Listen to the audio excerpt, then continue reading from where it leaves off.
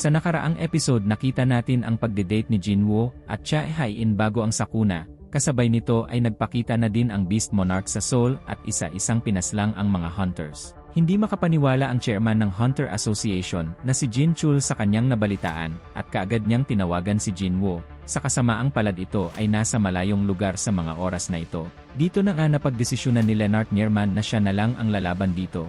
Pero bigla siyang pinatabi ni Thomas upang siya ang humarap sa misteryosong nilalang. Dito na nga nagsimula ang mainit na sagupaan ng Beast Monarch at ng National Level Hunter. Nagpatuloy ang kwento sa pagdating ni Choi Jung-in, ang Guild Master ng Hunters Guild. Pagbaba sa kotse ay nagtanong ito sa isang guild member kung ano na ang kalagayan ng pag-evacuate sa mga tao. Sumagot naman ang guild member na patuloy pa rin ang pag-evacuate ng mga tao sa building.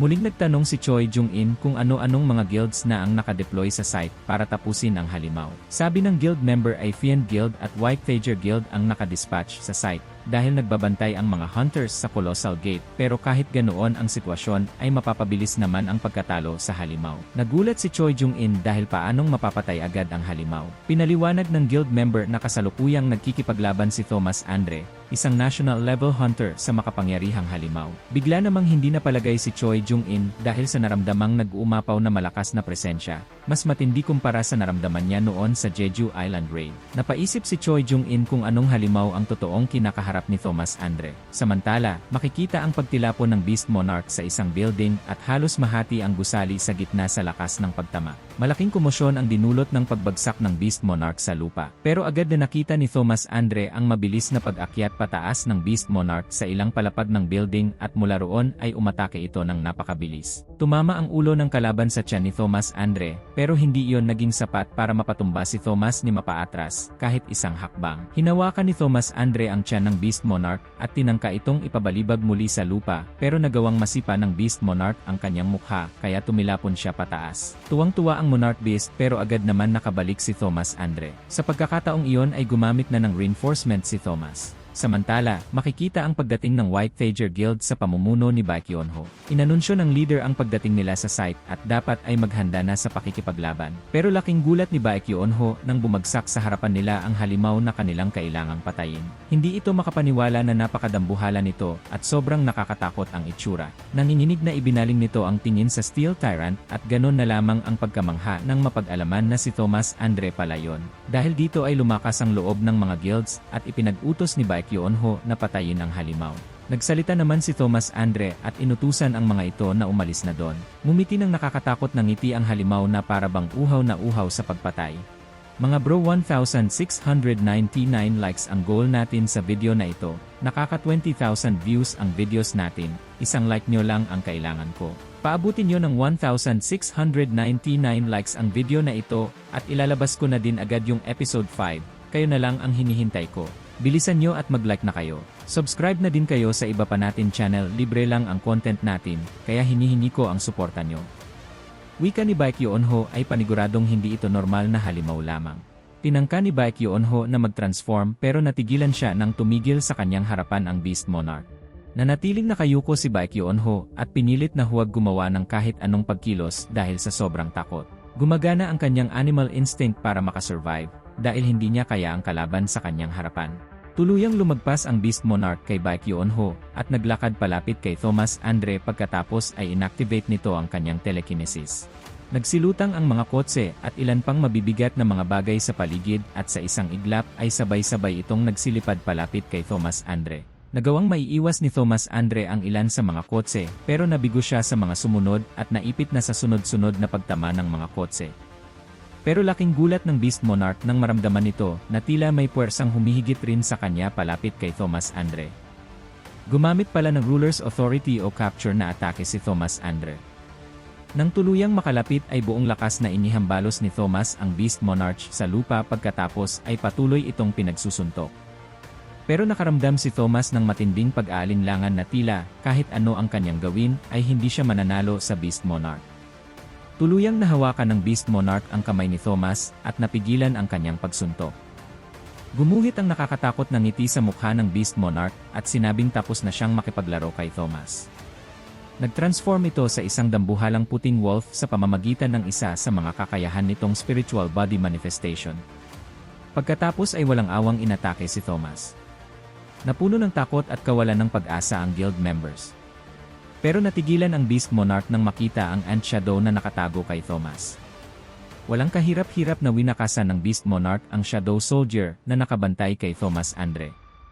Pagkatapos ay muling sinakmal sa mukha ng Beast Monarch si Thomas Andre at naghamon ng isang laban gamit lamang ang kanilang lakas.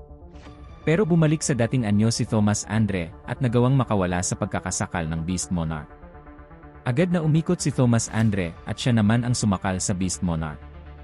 Pero laking gulat ni Thomas nang umikot ang leg ng Beast Monarch at tuluyang nakawala sa kanyang pagkakasakal. Muling sinakmal ng Beast Monarch ang mukha ni Thomas at inihambalos ng malakas sa lupa. Pagkatapos ay nagsalita ang Beast Monarch na nagugutom na ulit siya. Buti na lamang at may malakas na puwersang umatake sa Beast Monarch kaya nakalaya sa pagkakasakmal si Thomas Andre. Ang atake pala ay kagagawa ni Leonard Nierman. Wika nito na hindi niya hahayaan ang Beast Monarch sa masamang binabalak. Hindi may paliwanag ni Leonard Nierman ang hilakbot na nararamdaman habang nakatayo sa harapan ng Beast Monarch. Sa likuran ay pilit na tumayo si Thomas Andre at inutusan si Leonard na umalis na. Tumanggi si Leonard na sumunod. Wika nito na alam niya ang panganib na kinakaharap pero isa pa rin siyang hunter at kung ito ang kanyang magiging huling sandali ay wala siyang pagsisisihan dahil paulit-ulit niyang pipiliin ang protektahan ang kapwa hunter. Humanda si Leonard Nierman na makipaglaban habang paulit-ulit na binibigkas ang mga katagang pinili niya ang tama pero unti-unting nagbago nang maglakad palapit sa kanya ang Beast Monarch at humandang kainin siya. Bigla ay may sumulpot na Dragon Shadow at dinakma ang Beast Monarch palayo. Ito pala ang Dragon Shadow na si Kaisel. Pero kita ni Leonard Nierman ang pag-atake ng Beast Monarch gamit ang matatalas nitong kuko sa mukha ng dragon dahilan para makawala ito.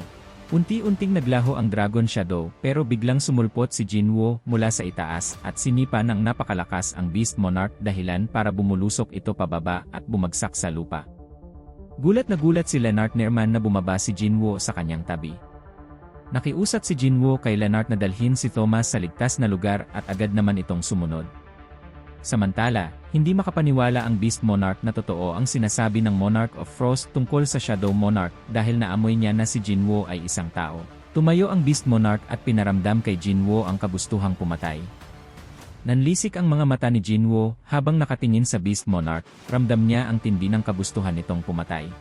At hindi lamang ito nag-iisa dahil sumulpot na rin ang Monarch of Frost at ang Monarch of Blades. Nagtanong ang Beast Monarch sa Monarch of Frost kung paano nagagamit ng Shadow Monarch ang labis na kapangyarihan kahit nasa katawan ng tao.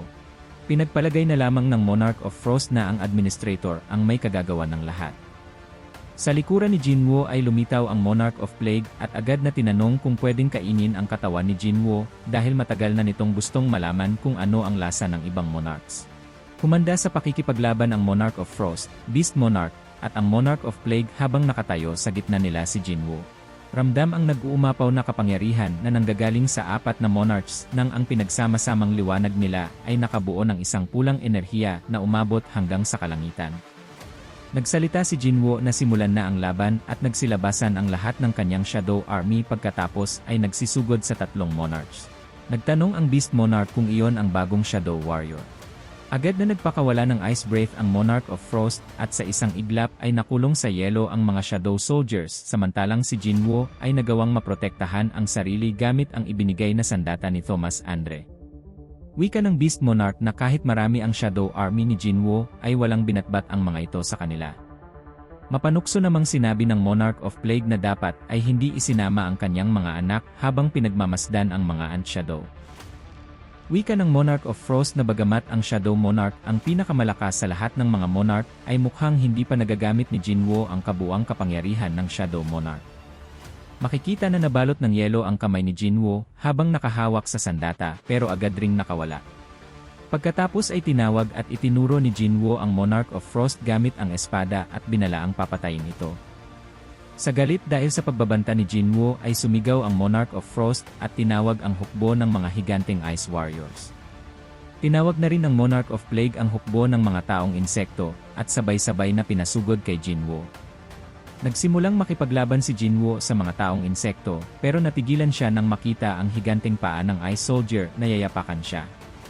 Pinutol ni Jinwoo ang paa nito at tinuluyang wakasan.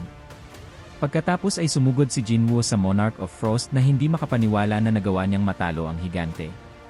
Pero biglang sumulpot ang Beast Monarch at umatake mula sa likuran. Umiwas si Jinwoo at umatak gamit ang sandata na ibinigay ni Thomas Andre. Natawa ang Beast Monarch at sinabing hindi siya masusugatan gamit lamang ang sandata na gawa sa isang pipitsuging metal. Wika naman ni Jinwoo ay totoo naman ang sinabi ng Beast Monarch kung ang gamit niya ay normal na sandata lamang. Nagulat ang Beast Monarch nang tuluyang maputol ang isang kamay. Agad na napalingon sa likuran si Jinwoo nang tangkain ng Monarch of Plague na ibaon siya sa lupa sa pamamagitan ng isang berdeng kamay mula sa manipulation of mana. Nakaiwas si Jinwoo at makikita ang matinding galit sa mukha ng Monarch of Plague dahil bigong mapatay si Jinwoo. Samantala, nagawa namang maibalik ng Beast Monarch ang naputol na kamay sa braso na parabang walang nangyari gamit ang regeneration. Saglit na tumigil si Jinwoo at pinagmasdan ang mga kalaban na nakahilera sa kanyang harapan. Ito ang pinakamahirap na laban ni Jinwoo dahil 3 laban sa 1. Ramdam ang pagkabahala kay Jinwoo pero makikita ang unti-unting pagbasag ng isang yelo at di nagtagal ay tuluyang kumawala si Beru. Nagmadali si Beru palapit kay Jinwoo habang tinatawag ang kanyang hari. Galit na hinamak ni Beru ang Monarch of Plague dahil sa pag-attack kay Jinwoo at tinawag pa itong insect female. Hindi makapaniwala ang Monarch of Frost na kayang sirain ng isang Shadow Soldier ang kanyang magic binding spell at paanong nakokontrol ng isang tao ang isang Corpse Commander level. Nangdalaiti ang Monarch of Plague dahil sa paglapastangan ni Beru at sinabing dapat patawan ng kaparusahan ang mga anak na hindi marunong kumilala ng sariling ina. Muling umatake ang Monarch of Plague gamit ang isang berdeng kamay pero nagawang wasakin ni Beru ang kamay. Gulat na gulat ang Monarch of Plague sa nasasaksihan. Tumigil si Beru sa harapan ni Jinwoo at lumuhod bilang pagbibigay galang. Ang kaninang nakakatakot at walang sinasanto na si Beru ay bigla na lamang umawa na parang bata sa harapan ni Jinwoo dahil nagpapasalamat na buhay pa rin ang Master. Pero natigil ang kanilang pag-uusap nang muling sumugod ang mga taong insekto. Sumugod si Beru at nakipaglaban sa mga ito. Iyon lamang ay habang abala sa pakikipaglaban ay hindi napansin ni Jinwoo ang sorpresang pag-atake ng Monarch of Plague. Nabaon si Jinwoo sa lupa dahil sa lakas ng atake. Hindi pa man nakaka-recover sa attack ng Monarch of Plague ay umulan naman ng daan-daang ice spears. Dahil dito ay napilitang iwas-iwas ni Jinwoo ang kanyang mga daggers ng sobrang bilis para protektahan ang sarili sa mga ice spears.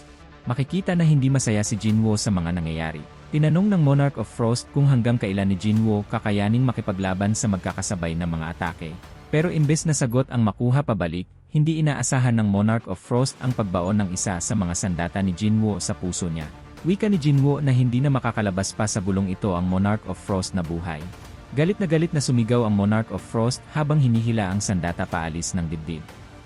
Hindi naman pinansin ni Jinwoo ang mga sinasabi ng Monarch of Frost, bagkus ay nagulat siya na bagamat sa puso niya tinamaan ang Monarch of Frost ay hindi ito sapat para mapatay ito.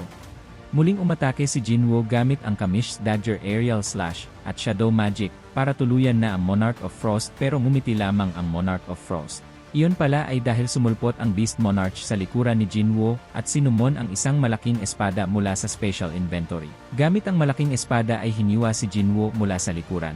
Sumuka ng dugo si Jinwoo dahil sa tindi ng tinamong pinsala sa atake ng Beast Monarch. Napasigaw sa galit si Beru dahil sa nasaksihan. Sumulpot sa likuran ni Beru ang Monarch of Plague at niyakap ito saka sinabing handang tanggapin si Beru kahit na hindi siya nito kinilala ng una. Pero hindi ito pinansin ni Beru at nagpumilit na pakawalan siya. Wika naman ng Beast Monarch na wala ng silbi ang paglalaban dahil patay na si Jinwoo at tapos na ang laban.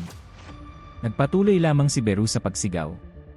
Tinawag nito ang ibang Shadow Soldiers at inutusan ang mga ito na tulungan ang kanilang hari. Naggalit si Greed at tuluyang kumawala sa ice binding spell ng Monarch of Frost. Gulat na nagsalita ang Beast Monarch na maaaring isang malakas na mandirigma si Greed noong nabubuhay pa. Wika naman ng Monarch of Frost na nagsisimula ng magising ang mga high-ranking soldiers. At sa isang iglap ay tuluyan nang ang kumawala ang 3 pang high-rank soldier ni Jinwoo na sina Tusk, Igris, at Iron. Pero wika ng Monarch of Frost na huli na ang lahat dahil malalim ang sugat na natamo ni Jinwoo. Laking gulat naman ng Beast Monarch at Monarch of Frost nang biglang magsalita si Jinwoo na yon na ang tinatawag nilang malalim habang tumatayo.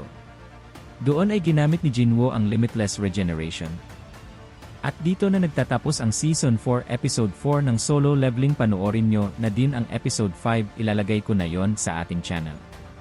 Huwag niyo kalimutan mag-like para maka-next episode agad tayo.